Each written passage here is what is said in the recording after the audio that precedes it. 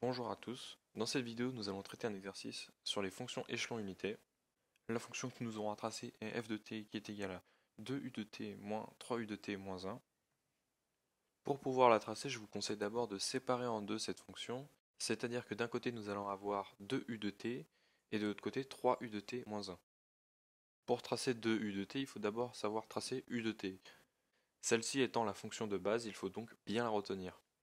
Donc elle est égale de moins l'infini jusqu'à 0 à 0, puis à 1 de 0 à plus l'infini.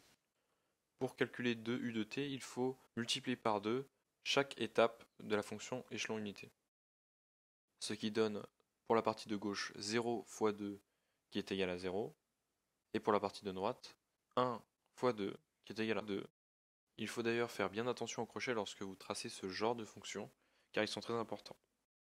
Pour la fonction 3u de t-1, c'est presque pareil. Il va juste falloir faire attention au t-1.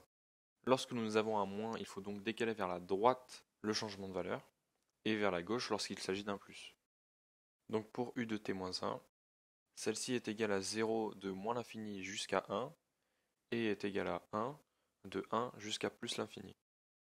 Maintenant, pour 3u de t-1, il suffit de répéter la même opération que l'on a effectuée à 2u de t, c'est-à-dire que 3 fois 0 est égal à 0, et 3 fois 1 est égal à 3. Maintenant que nous avons réalisé ces deux fonctions séparément, nous allons tracer pour nous aider des droites au changement de valeur de celle-ci, c'est-à-dire une en x égale 0 et une en x égale 1.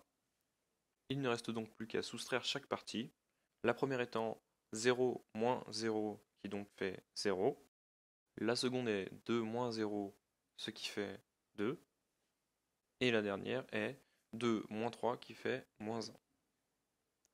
Voilà, la fonction est maintenant correctement tracée. Il va donc être important de retenir la fonction échelon unité de base, ainsi que la méthode pour soustraire deux fonctions du genre.